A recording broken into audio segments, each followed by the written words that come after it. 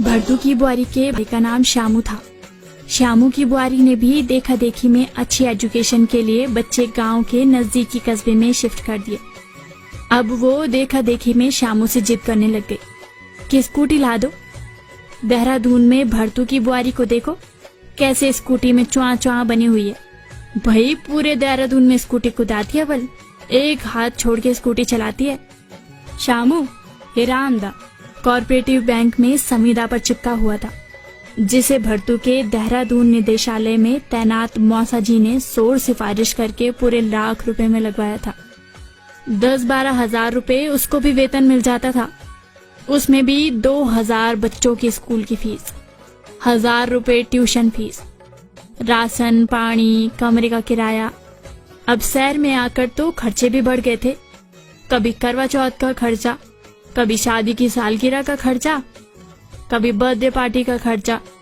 अब अगर पड़ोसी शादी की सालगिरह मना रहे हैं तो अड़ोसी की भी मजबूरी हो जाती है। गांव में तो सस्ता है, स्वादी पकौड़ी में ही निपट जाते थे, पर यहाँ केक से लेके गुब्बारे लाने में श्यामू की हवा तक टाइट हो जाती थी। खुद आज तक एक जोड़ी कपड़े तक नहीं ला पाया था। खुद पर खर्चा बस तंबाकू और खैनी का ही था। बोतल तो बैंक में भी कभी कभार 3-4 दिनों में नसीब हो जाती थी। जब किसी का लोन पास होता था तो बोतल भी वही पकड़ा देता था। इधर अब बीवी का स्कूटी के लिए घुसियाट करने से वो भी टेंशन में आ गया। उधार पगार कर्ज कपाल करके एक सेकंड हैंड स्कूटी 15,000 में ले ही ली। तब स्कूटी ली तो पार्टी का खर्चा अलग से बढ़ गया। चलानी श्यामू को भी नहीं आती। अब नई समस्या खड़ी हो गई। पड़ोस में ही कॉलेज का एक बांका जवान भूपी रहता था। बीवी ने उसको सिखाने के लिए कहा तो वो चट तैयार हो गया। श्यामू देखता था कि भूपी तो बहुत चिपक चिपक के बुआरी को स्कूटी सिखा रहा है, तो बेचारे के स्क्रू ढीले होने लगते थे और बीपी भी बढ़ जाता था। कभी कभी तो उसका मन अनायास ऐसी कल्पनाएं करने लग जाता था कि कहीं भूपी मेरी बुआरी की भुक्की न ले ले, क्योंकि वो आए दिन अखबार में ऐसे कई सारे किस्से पढ़ता रहता था कि फलाना सिंह की बुआरी फरार। पर मजबूरी भी थी, बुआरी को स्कूटी जो सिखानी थी। बेचारा करता भी तो क्या करता। हालांकि बीवी पे तो भरोसा था, पर आजकल के रोमियो का क्या, वो तो इन लम्हों के इंतजार में रहते हैं। खैर बीवी का थोड़ा बहुत हाथ साफ हो गया।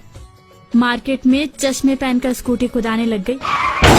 अचानक एक दिन मारुति वाला स्कूटी ठोककर रफू चक्कर हो गया। बीवी तो सलामत थी, पर स्कूटी पर बहुत खर्चा हो गया।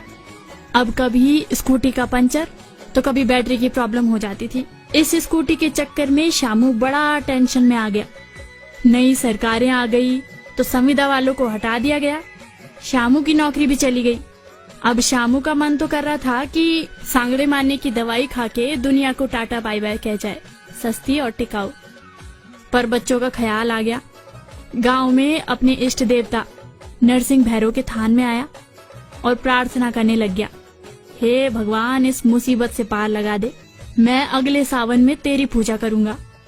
अगले ही दिन श्यामू अपने कस्बे में लौटा और बोरी बिस्तरा पैक किया और गांव लौट आया।